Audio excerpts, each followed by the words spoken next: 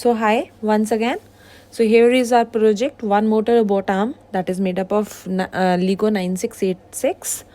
Okay, so we can simply pick up and lift objects with a single motor. It is a robot convention which is mainly used when I pick up an object.